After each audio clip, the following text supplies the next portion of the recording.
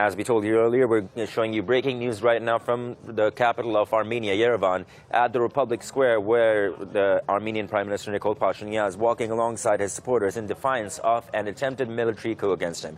And now joining us live to discuss this further, live from Azerbaijan, is Ms. Sevil Mikayilova.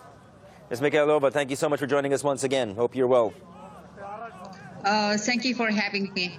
Absolutely. Now, to begin, what impact is this coup going to have on Azerbaijan, and how are Azerbaijan's leaders looking at this developing situation in Yerevan? Of course, we are very closely observing what is going on in Armenia. So it is, of course, in focus of political elite of Azerbaijan as well. But as for its impact, I want to say that Azerbaijan has liberated its occupied territory from Armenia. As we all know, 44-day war ended with a great victory of Azerbaijan, and now, so how the further developments will go on in Armenia, so it will hardly change the entire situation in this war in the region. What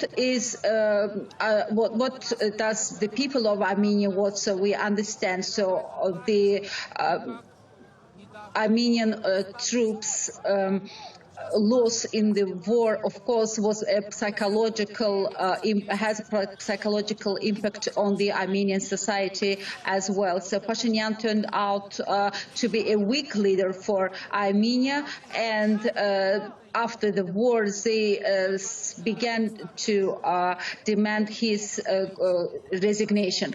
But despite this 3 months demands for his resignation, and I should say that there is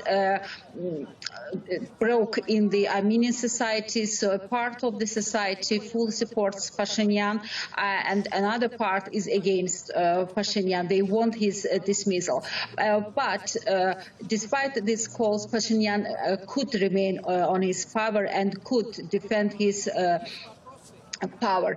What is going on now in Yerevan? Why he had to call on his supporters to go out to streets and to support him? So has the one and the only reason. So just to show to all his strengths, his power, just to show that he remains to be a favorite leader for Armenians, and he's quite strong. But could he stay in power further? So this is the question of time, cost, and the further development will show whether he is strong enough to remain in his power or not. But the matter is that he is weakening his power because as we saw. The military headquarters came out against him, which means that there are forces within the military of Armenia who do not support Pashinyan, and they are against Pashinyan. And of course, this made the situation tenser, and Pashinyan's going out today to the street is just to show that people support him, and the military does not consist of only Onik Gasparyan, who heads the military headquarters. The whole nation is supportive to the current authorities in Armenia. Now, you answered a lot of the questions I had over there, but I'd like to just get a little bit into the specifics. Now, when we're talking about what Pashinyan is doing right now, considering his past, he would be considered by many as a populist leader, you know, where he riles up the sentiments of his people to try to show strength, as you said. So considering previous moves in the past, also for like the fact that when he went to Nagorno-Karabakh, occupied Nagorno-Karabakh, and was dancing and saying that Nagorno-Karabakh is ours, another move to rile up populist sentiments. What do you think about this move right now? Do you think there was an actual threat of a coup that took place, or do you think this is another political move by Pashinyan to try to increase support, which obviously in the last few months has dwindled for him. After the humiliating defeat in Nagorno-Karabakh, he was losing support. We saw protesters barge into the presidential palace. We saw so many situations where his support was dying. So do you think there's a chance that this could be an act just to try to gain more support, to try to show more strength?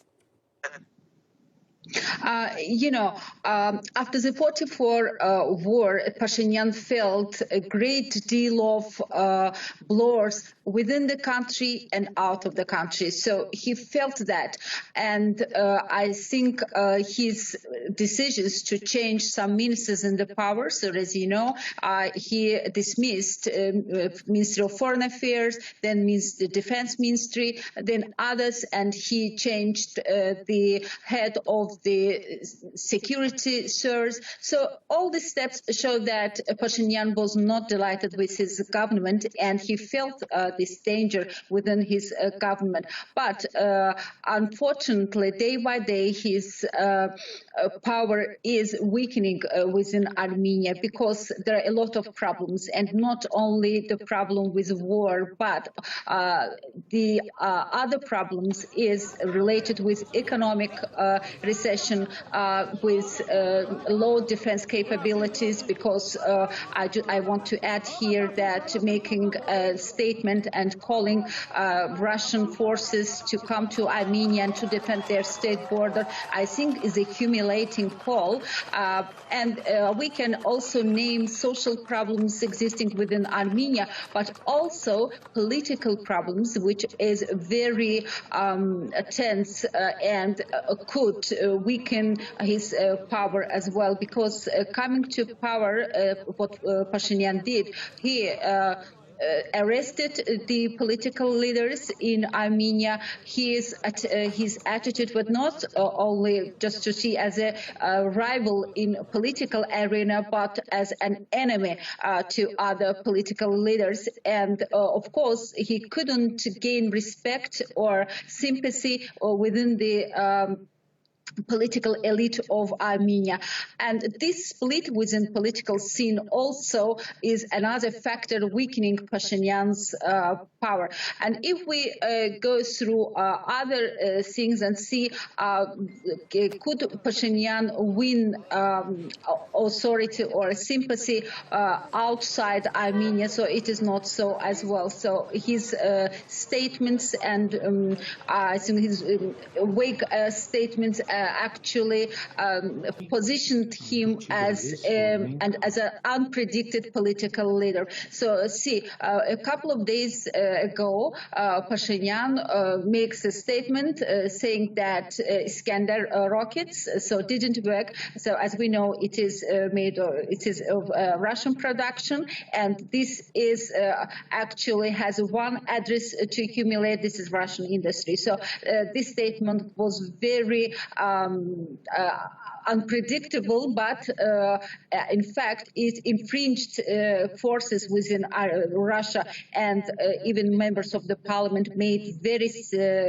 harsh statements blaming Pashinyan in political illiteracy. So we can prolong this list, which actually